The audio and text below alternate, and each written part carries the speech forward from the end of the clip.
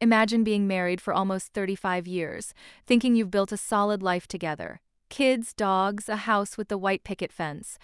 It hasn't always been perfect, but you stayed together, adapting and compromising through thick and thin.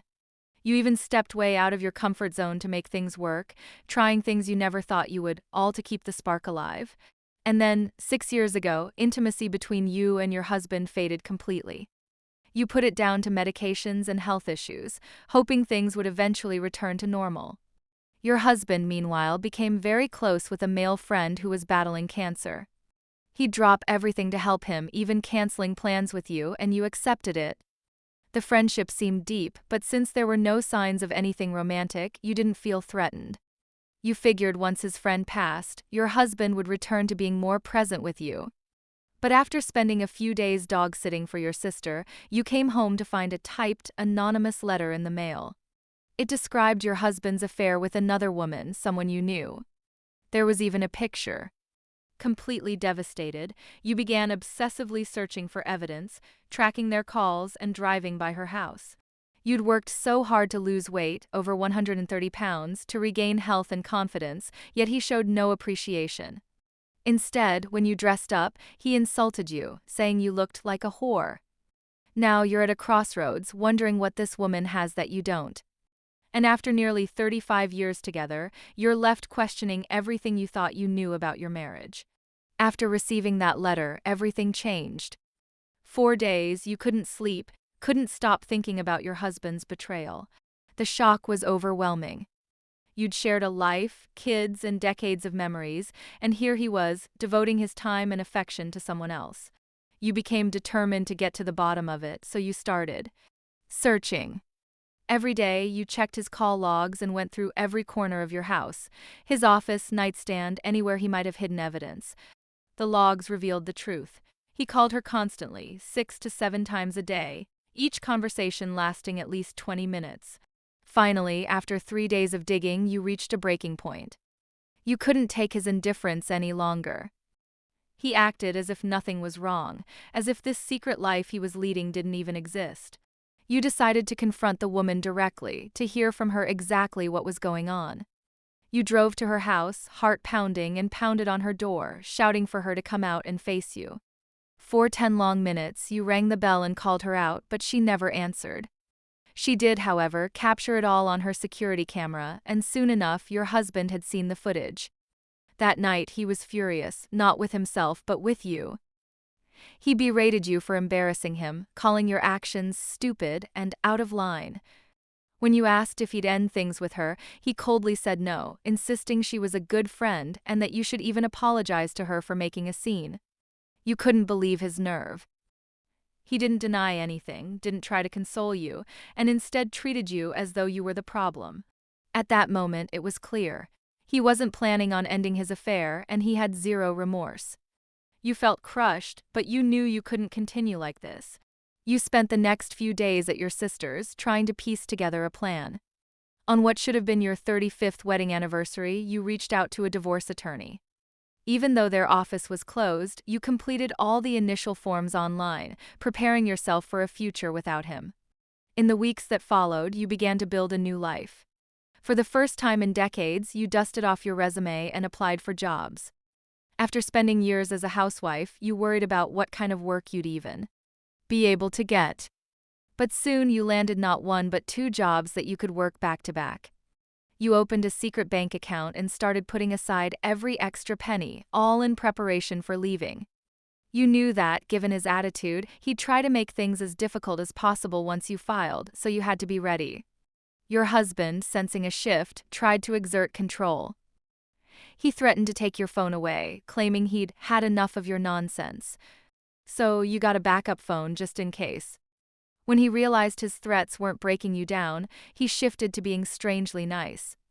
He offered to fix your car, bought supplies for your job, and even helped with work-related expenses. There were times when his kindness made you second-guess your plan. But then, just as quickly, he'd switch back to insults and criticism, tearing down your confidence and reminding you exactly why you were leaving. By this point, you were hiding your plans, not letting him see how his actions affected you. The calmness frustrated him, but you weren't going to give him any satisfaction. Then, last month, things reached a new low. Your son had lent him his car, and without telling your husband, he'd placed a tracking device in it. Through the tracker, you confirmed what you'd suspected. He was lying to you, going straight to her house even while insisting he was somewhere else. Every time you questioned him, he'd lie to your face, spinning one excuse after another. On Father's Day, after working an overnight shift, you'd spent the morning preparing a special dinner, only for him to leave for her house instead. He later claimed he'd gone to Walmart and then to a friend's for tacos, but the tracker didn't lie. Furious, you called her, leaving a voicemail saying you were done, that she could have him. 10 minutes later, he burst into the house with his usual excuses, saying she felt threatened and might lose clients if people knew. It was all about her again. Not one word about how he'd hurt you or betrayed your trust. You tried to move forward, but the hits kept coming. A week later, you needed a ride after a melanoma removal, which happened to be on the anniversary of losing your sister to the same disease. When he picked you up, he didn't ask how you were or offer any comfort. All he said was, "I'm hungry." Every time he ignored or insulted you, your resolve grew stronger. Yet, he continued, acting as though nothing was wrong, even abandoning your son's birthday celebration early to run to her house. The final straw came when he pretended to be helping a stranded couple, but once again went straight to her. You texted him, calling him out, but he ignored you. Later, he stormed in, screaming, calling you every name in the book. He even made you feel physically unsafe, and for the first time, you wondered if he'd hit you if he was angry enough. The neighbors likely heard everything, but you didn't care. That was it. The next morning, you met with your lawyer, who suggested waiting a few more months to file. Since your husband's income was complicated, waiting could mean a more favorable alimony. You'd lasted this long, so you decided you could make it until September. In the meantime, you'd continue gathering evidence and saving money. The days following that explosive argument were tense, to say the least. He kept to himself, but you could feel the resentment building every time he looked at you. His focus seemed to be solely on maintaining his affair while keeping you in the dark, or so he thought. While he went about his double life, you quietly gathered every bit of evidence you could, documenting his lies and his whereabouts. Each time he claimed to be going somewhere harmless, you watched him drive straight to her house. It hurt, but it also steeled your resolve. One of the hardest things was telling your children. After so many years of hiding the cracks in your marriage, you hated having to reveal the truth. But with everything happening, you felt they deserved to know. You called each one, trying to keep your emotions in check. It was heart-wrenching to hear their reactions, anger, disbelief, and even sadness as they learned the reality of what you were going through. Your eldest was furious, ready to confront his father directly and even the other woman. Another son quietly listened, absorbing the news in his own thoughtful way, while your youngest was blunt, saying he'd expected it given how he'd witnessed your husband treating you. The conversations were draining but liberating, too. For the first time, you felt a sense of support. They didn't blame you, and each one urged you to do what was best for you, encouraging you to leave and rebuild your life. Your children's words gave you the strength to keep moving forward. A few days later, on what should have been a calm evening, he came home complaining about his rough day but barely acknowledged you. You knew where he'd been, thanks to the tracker, and finally you couldn't hold back. You confronted him about his constant lies, asking him why he couldn't at least be honest if he wanted to spend his time with her. His reaction was instant and ugly. He exploded, calling you names, insulting you, and blaming you for everything. It was as if he was outraged that you had the nerve to question him after everything he'd done. He continued screaming, his words sharp and cruel, reducing your years of loyalty and sacrifices to nothing. You stood your ground, refusing to let him see how deeply he'd wounded you. Eventually, he stormed out, slamming the door behind him, leaving you standing there, stunned and shaken. After he left, you realized you couldn't live like this any longer. You reached out to your lawyer, and together, you created a solid plan to get through the next few months.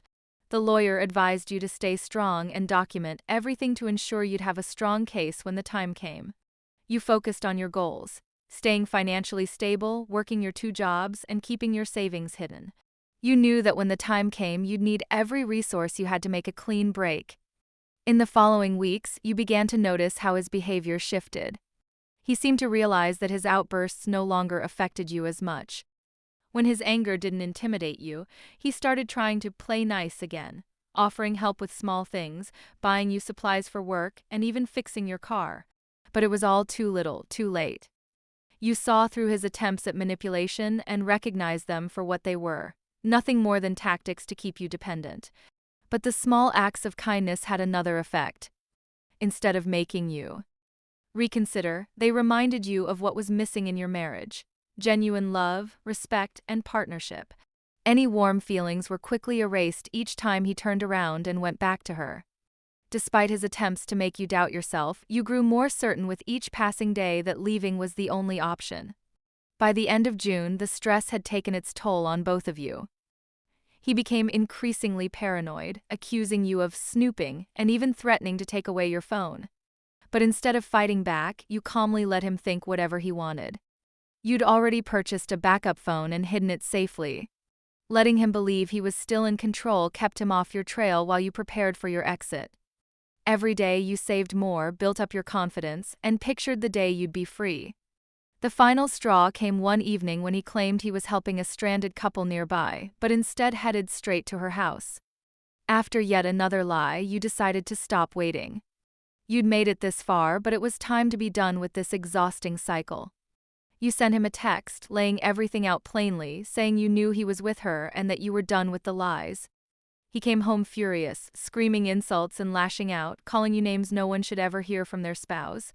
The neighbors likely heard every word, but you didn't care anymore. That night, you quietly resolved that the countdown to your freedom had truly begun. September couldn't come soon enough, and you knew exactly what you needed to do. You were done with the disrespect, the lies, and the constant attempts to control you. You were no longer the same person who'd once felt trapped and defeated. Now, you were stronger and ready to rebuild your life on your own terms. The months passed slowly, but your focus kept you going. You worked hard, saved every bit you could, and quietly built your own path to freedom.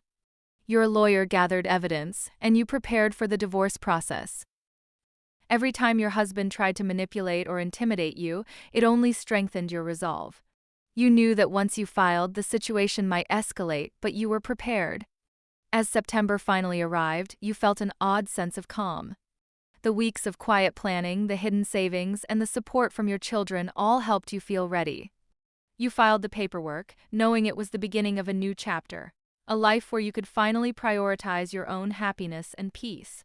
On the day you served him, he reacted exactly as you'd expected: rage, denial, and more attempts to shift blame. But this time you didn't flinch. You'd made it through his worst behavior and had nothing left to lose. With the support of your family and a newfound inner strength, you felt ready to leave behind the pain and focus on a future without him. In the months that followed, you focused on healing and rebuilding. Your children stood by you, and gradually you started to rediscover who you were outside of the marriage. The weight of the betrayal began to lift, replaced by a growing sense of peace and freedom. You knew it would take time, but step by step, you were reclaiming your life. If you're facing betrayal or an unfaithful partner, remember that rebuilding is possible. Trust yourself to prioritize your well-being, gather support, and seek the resources you need to move forward. If this story resonates, don't forget to like, subscribe, and hit the notification bell for more content like this. Thank you for joining us today.